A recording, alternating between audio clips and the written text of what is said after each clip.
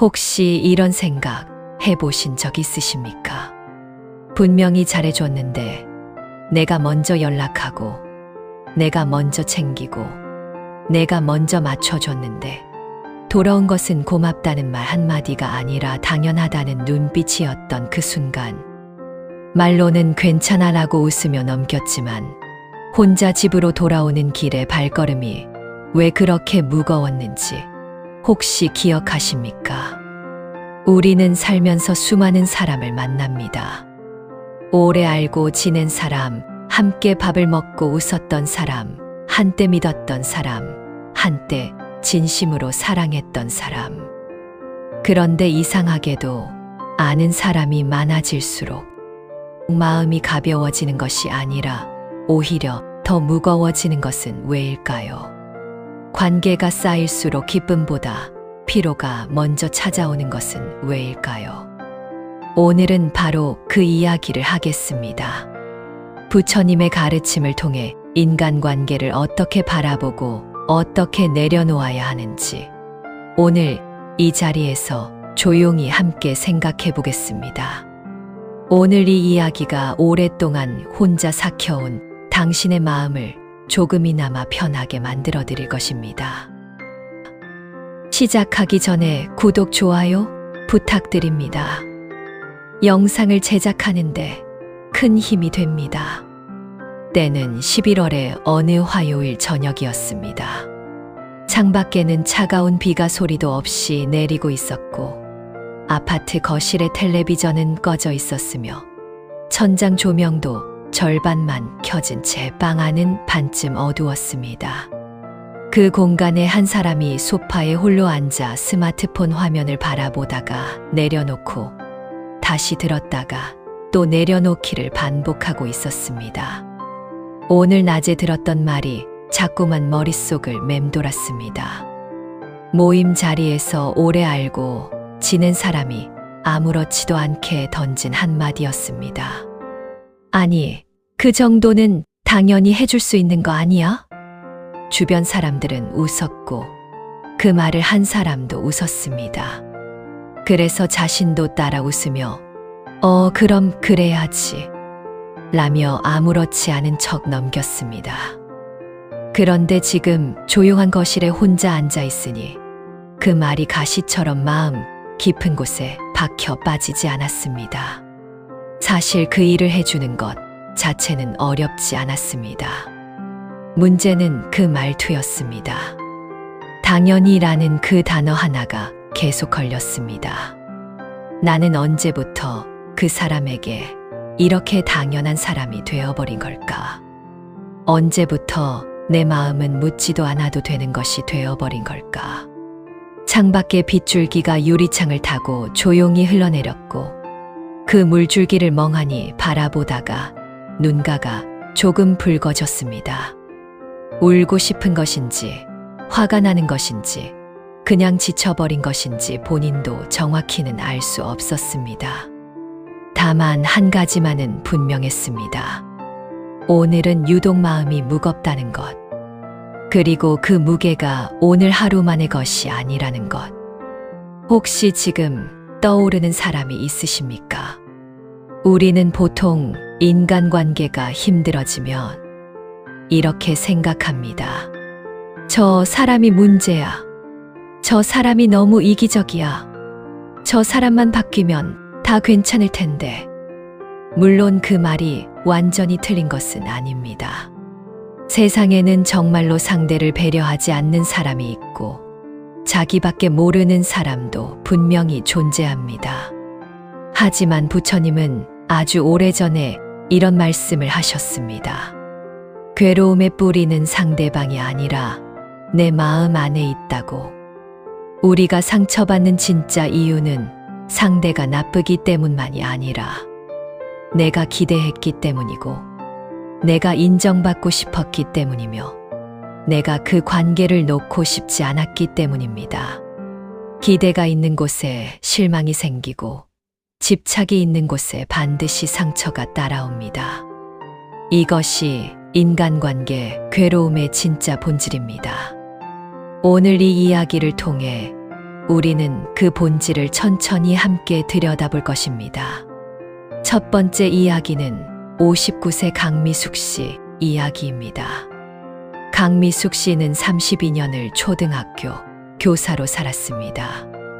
매일 아침 7시 반이면 교문 앞에 서서 아이들을 맞이했고, 퇴근 후에도 다음 날 수업 준비를 위해 밤 11시까지 책상에 앉아 있는 날이 많았습니다. 그 긴 세월 동안 미숙 씨의 삶에서 가장 중요한 두 가지는 학교와 가정이었고, 정작 자기 자신을 위한 시간은 거의 없었습니다.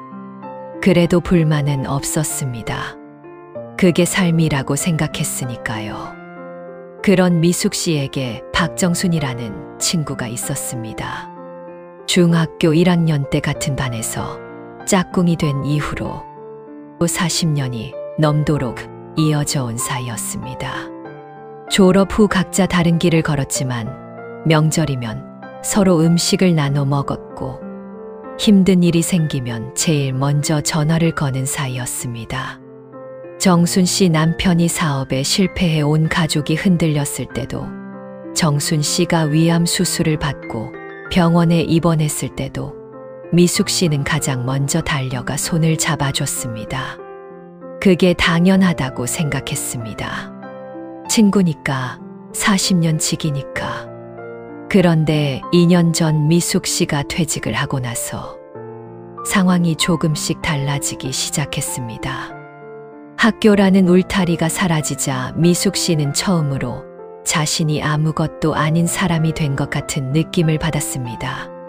32년 동안 선생님이었는데 이제는 그냥 아무개 아주머니가 된 것 같은 그 공허함. 그 시기에 미숙 씨가 가장 의지하고 싶었던 사람이 바로 정순 씨였습니다. 어느 겨울날 오후, 미숙 씨는 정순 씨에게 전화를 걸었습니다. 정순아, 나 요즘 좀 이상해. 퇴직하고 나서 뭔가 허전하고 의욕이 없어. 우리 오랜만에 만나서 차 한잔 어때?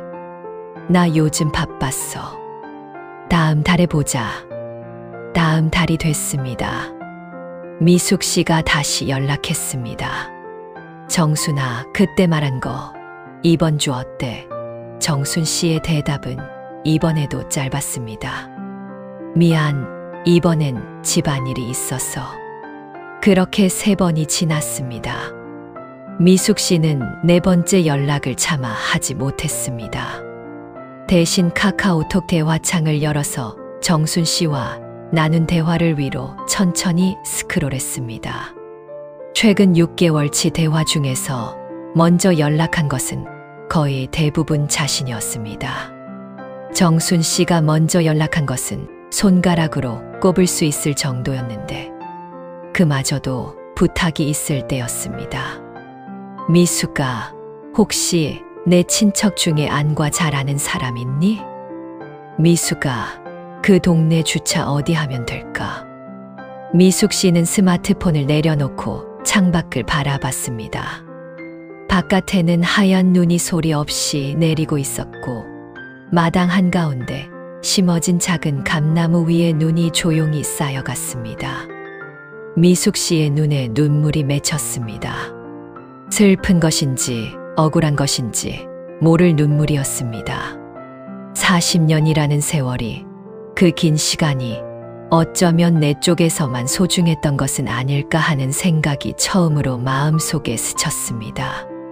그로부터 며칠 후, 미숙 씨는 혼자 동네 산책을 하다가 공원 벤치에 잠깐 앉았습니다.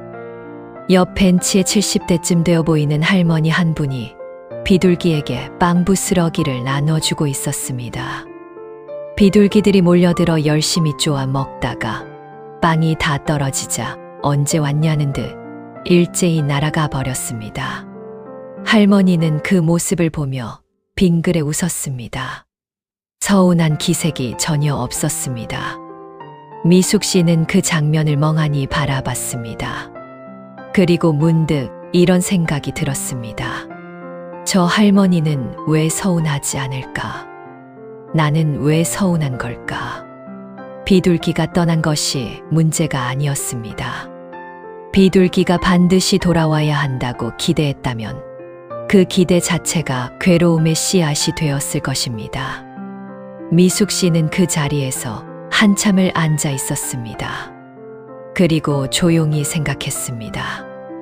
내가 정순이에게 상처받은 것은 정순이가 나쁜 사람이기 때문이 아니라 내가 40년이라는 시간만큼의 보답을 기대하고 있었기 때문은 아닐까 하고, 미숙 씨가 공원 벤치에서 그 깨달음을 얻던 그 순간 부처님께서는 이미 2500년 전에 이 진리를 이렇게 말씀하셨습니다. 집착이 있는 곳에 괴로움이 있다. 집착을 버린 자는 자유롭다. 이 말씀을 처음 들으면 이렇게 생각하실 수 있습니다. 집착을 버리라고? 그게 말처럼 쉬운가? 결코 쉽지 않습니다. 하지만 부처님이 말씀하신 집착은 단순히 무언가를 좋아하는 마음을 뜻하지 않습니다. 여기서 말하는 집착이란 상대가 반드시 이렇게 해줘야 한다는 기대, 상대가 나를 반드시 이만큼 소중히 여겨야 한다는 요구, 이 관계가 반드시 이 모습이어야 한다는 고집입니다. 강미숙 씨는 정순 씨가 나쁜 친구이기 때문에 상처받은 것이 아니었습니다. 40년을 함께 했으니 상대도 같은 마음이어야 한다는 기대를 놓지 못했기 때문에 상처받은 것이었습니다. 관계의 길이가 곧 관계의 깊이를 보장하지는 않습니다. 오래된 관계라고 해서 반드시 나를 먼저 생각해 줄 의무가 상대에게 생기는 것은 아닙니다. 그리고 그 사실을 마음으로 받아들이는 것, 그것이 바로 집착을 내려놓는 첫걸음이며 동시에 나 자신을 지키는 첫걸음이기도 합니다. 두 번째 이야기는 63세 윤재호 씨 이야기를 들려드리겠습니다.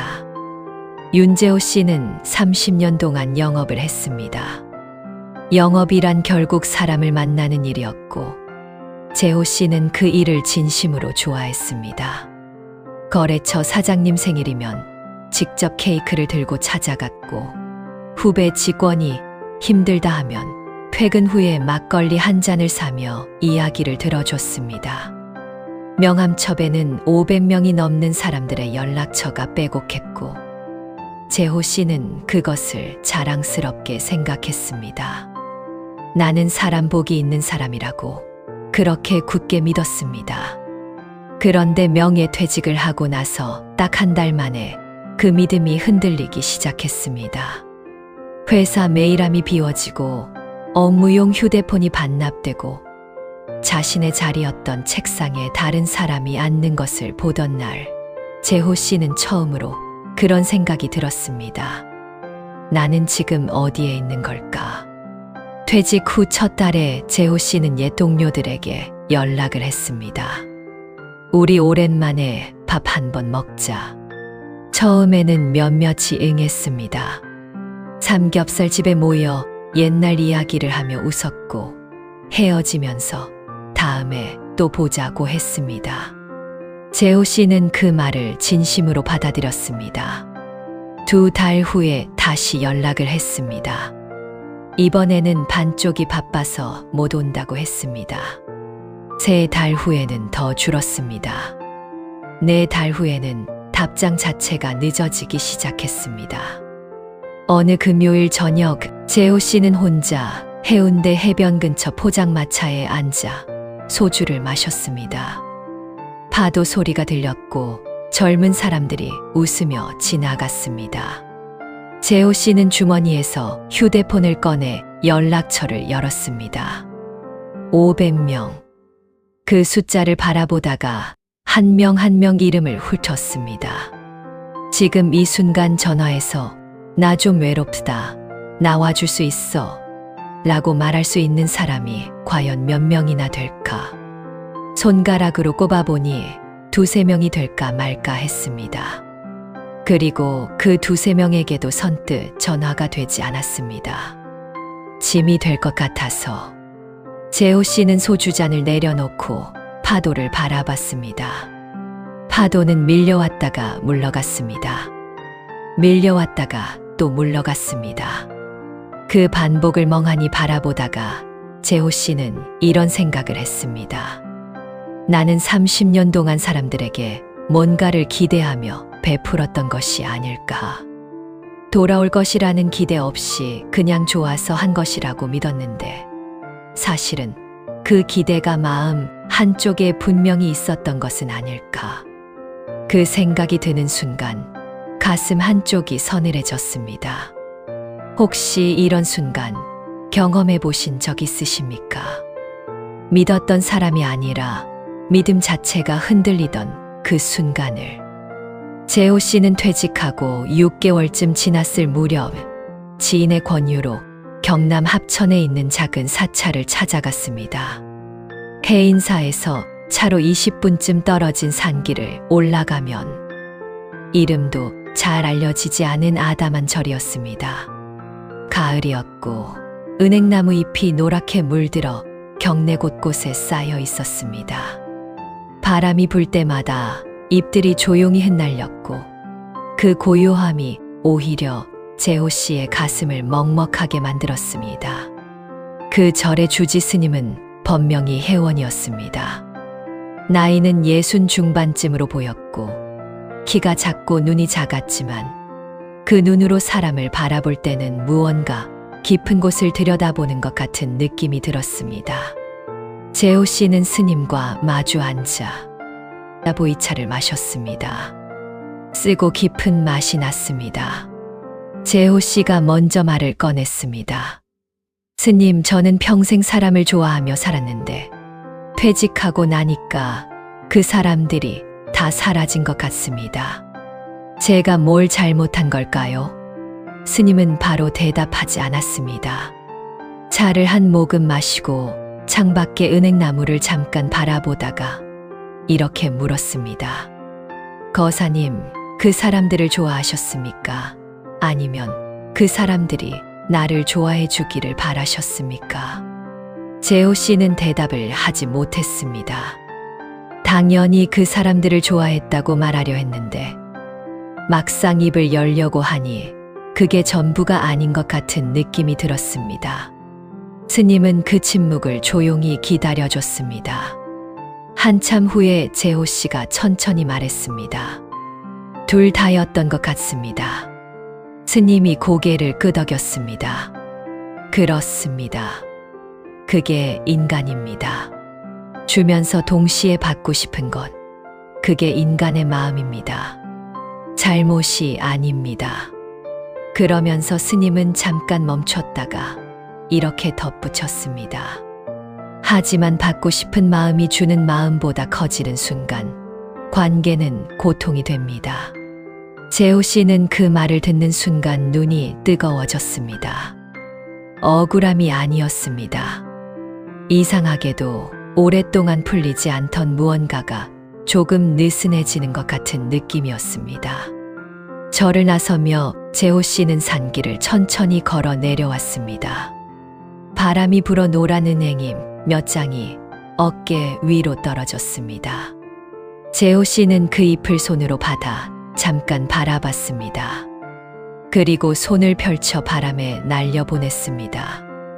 잎은 빙글빙글 돌며 멀리 날아갔습니다. 이상하게도 그 순간 가슴이 조금 가벼워지는 것 같았습니다. 모든 것이 해결된 것은 아니었습니다. 그래도 괜찮았습니다. 조금씩 내려놓으면 된다는 것을 처음으로 몸으로 느꼈습니다. 개원 스님의 그 한마디, 받고 싶은 마음이 주는 마음보다 커지는 순간 관계는 고통이 된다는 말은 사실 부처님께서 이미 오래전에 하신 말씀과 깊이 닿아 있습니다. 부처님은 인간의 모든 집착과 기대에 대해 이렇게 말씀하셨습니다. 모든 것은 변한다. 변하는 것에 집착하지 말라. 그것이 고통의 끝이다. 이 말씀은 단순히 세상은 변하니 어쩔 수 없다는 체념이 아닙니다. 부처님이 말씀하신 핵심은 이것입니다. 사람도 변하고 관계도 변하고 상대의 마음도 변합니다. 그것은 자연의 이치입니다. 봄이 여름이 되고 여름이 가을이 되듯 관계도 시간에 따라 변하는 것이 당연합니다. 그런데 우리는 종종 이렇게 생각합니다. 우리는 절대 변하지 않을 거야. 이 관계는 영원할 거야. 그 생각 자체가 집착입니다. 그리고 그 집착이 깨지는 순간 배신감과 상처가 찾아옵니다. 윤재호 씨가 느꼈던 고립감도 마찬가지였습니다. 회사라는 울타리 안에서 만들어진 관계가 그 울타리가 사라지자 함께 달라지는 것은 어쩌면 당연한 일이었습니다. 그것이 배신이 아니라 변화였음을 받아들이는 것. 그것이 바로 이 말씀의 핵심입니다. 마지막 세 번째 이야기는 부처님과 제자의 이야기입니다. 지금으로부터 약 2500년 전 인도 북부 마가다 왕국에 어느 숲속에서 있었던 일입니다. 때는 이른 봄이었고 숲속의 나무들은 막 새 잎을 틔우고 있었습니다. 아침 햇살이 나무잎 사이로 가늘게 쏟아져 내렸고 새소리와 바람 소리만이 그 고요한 공간을 가득 채우고 있었습니다. 부처님은 제자들과 함께 그 숲속을 걷고 있었습니다. 제자들 중에 아난다라는 젊은 비구가 있었습니다. 아난다는 부처님을 가장 오래, 가장 가까이에서 모신 제자로 총명하고 기억력이 뛰어났으며 사람을 진심으로 아끼는 마음이 깊었습니다. 그런데 그날 아난다의 표정은 유독 어두웠습니다. 걸으면서도 자꾸 땅만 바라봤고 부처님의 말씀에도 제대로 집중하지 못하는 것이 역력했습니다. 부처님이 발걸음을 멈추고 아난다에게 물었습니다. 아난다, 오늘 마음이 무거워 보이는구나. 무슨 일이 있느냐? 아난다는 처음에 괜찮다고 했습니다. 하지만 부처님의 눈빛이 워낙 따뜻하고 깊었기 때문에 아난다는 이내 솔직하게 털어놓았습니다. 세존이시여, 저는 오래 함께했던 도반 한 명과 관계가 멀어졌습니다. 제가 그에게 최선을 다했다고 생각했는데 어느 날부터 그가 저를 멀리하기 시작했습니다. 저는 제가 무엇을 잘못했는지 몰라 괴롭습니다. 그리고 그 관계를 다시 되돌리고 싶어서 잠도 잘 오지 않습니다. 부처님은 잠시 말없이 아난다의 이야기를 들었습니다. 그리고 천천히 걸음을 옮겨 근처의 커다란 반얀나무 아래에 앉으셨습니다. 굵은 나무 뿌리가 땅 위로 드러나 있었고 그 위에 이끼가 푸르게 자라 있었습니다. 부처님은 땅 위에 떨어진 낙엽 하나를 집어들었습니다. 봄인데도 땅 위에는 지난 겨울의 낙엽이 아직 남아 있었습니다. 갈색으로 바스러진 그 잎을 부처님은 손바닥 위에 올려놓고 아난다에게 보여주셨습니다. 아난다, 이 잎을 보아라. 이 잎은 지난 봄에 이 나무에서 처음 돋아났을 때 아주 작고 여린 새 잎이었다. 여름에는 짙은 초록으로 무성했고 가을에는 붉게 물들었으며 겨울에는 결국 나무를 떠났다.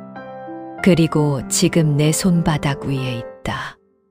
이 잎이 나무를 떠난 것이 잘못된 일이냐? 아난다가 조심스럽게 대답했습니다. 아닙니다. 세존이시여. 그것은 자연의 이치입니다. 부처님이 고개를 끄덕이며 말씀하셨습니다. 그렇다.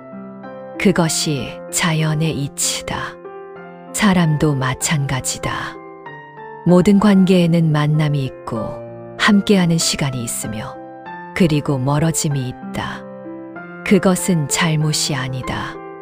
그것은 이치다. 아난다가 다시 물었습니다. 하지만 세존이시여, 저는 그 관계를 되돌리고 싶습니다.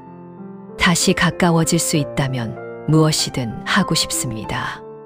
부처님은 손바닥 위의 낙엽을 바라보다가 입가에 잔잔한 미소를 지으며 말씀하셨습니다. 안 한다. 내가 지금 가장 집착하는 것이 무엇인지 아느냐? 그것은 그 도반이 아니다. 그것은 그 관계가 예전 모습 그대로이기를 바라는 내 마음이다. 하지만 이미 변한 것을 되돌리려 할 때 괴로움은 2배가 된다. 인연은 억지로 붙잡는 것이 아니라 그 인연이 있을 때 최선을 다하고 변할 때는 조용히 놓아주는 것이다. 그 말씀을 들은 안 한다는 한동안 말이 없었습니다. 봄바람이 숲속을 가로질러 불어왔고 나뭇가지가 조용히 흔들렸습니다. 안 한다의 눈에 눈물이 맺혔지만 이상하게도 그 눈물은 슬픔의 눈물이 아니었습니다. 오랫동안 꽉 쥐고 있던 것을 처음으로 손에서 놓는 것 같은 그런 눈물이었습니다. 안 한다가 그 숲속에서 깨달은 것은 단순히 포기하라는 것이 아니었습니다. 관계를 놓아준다는 것은 그 사람을 버리는 것이 아니라 그 관계가 반드시 내가 원하는 모습이어야 한다는 고집을 내려놓는 것이었습니다. 그것은 체념이 아니라 성숙이었습니다. 그리고 그 성숙이 시작되는 순간 마음은 비로소 숨을 쉬기 시작합니다. 부처님과 안 한다의 그 대화 끝에 부처님은 자리에서 일어서며 마지막으로 이런 말씀을 남기셨습니다. 그 말씀은 오늘을 사는 우리에게도 그대로 닿습니다. 인연이 있으면 만나고 인연이 닿으면 떠난다. 억지로 붙잡는 것이 집착이요. 조용히 놓아주는 것이 지혜다. 이 말씀을 마음에 새기면서 우리 자신에게 이렇게 물어보십시오. 나는 지금 어떤 관계를 억지로 붙잡고 있지는 않은가? 이미 마음이 멀어진 것을 느끼면서도 내가 더 잘하면, 내가 더 맞춰주면, 내가 더 참으면 이 관계가 예전으로 돌아올 것이라고 믿으며 지쳐가고 있지는 않은가 하고, 부처님이 말씀하신 조용히 놓아준다는 것은 냉정하게 등을 돌리라는 뜻이 아닙니다. 그것은 내가 최선을 다했다면 그 이후는 그 인연의 흐름에 맡기는 것입니다. 내가 통제할 수 없는 것을 통제하려 할 때 우리는 가장 많이 지칩니다. 반대로 내가 할 수 있는 것에 집중하고 나머지는 흘러가도록 두는 순간 마음에는 비로소 여백이 생깁니다. 오늘 우리는 3개의 이야기를 함께 걸어왔습니다. 첫 번째는 강미숙 씨의 이야기였습니다.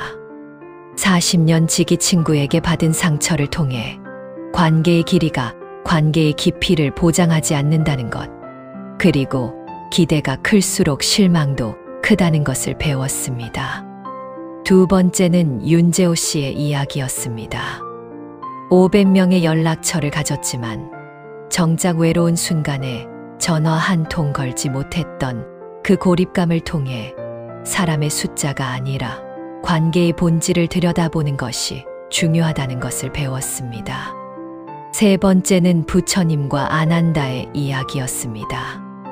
멀어진 도반 때문에 괴로워하던 안 한다에게 부처님이 낙엽 하나로 가르쳐 주신 것처럼 변하는 것을 억지로 붙잡으려 할 때 괴로움은 2배가 된다는 것을 배웠습니다. 세 이야기는 서로 다른 사람, 서로 다른 시대의 이야기였지만 모두 같은 하나의 진실을 가리키고 있었습니다. 집착을 내려놓는 순간 비로소 자유로워진다는 것. 그렇다면 이 깨달음을 실제 삶에서 어떻게 적용할 수 있을까요? 오늘 이 자리에서 구체적인 방법 3가지를 말씀드리겠습니다. 첫 번째는 모든 관계를 붙잡으려 하지 않는 것입니다. 우리는 종종 관계가 멀어지면 내가 뭔가 잘못한 것이라고, 내가 더 노력하면 되돌릴 수 있다고 생각합니다.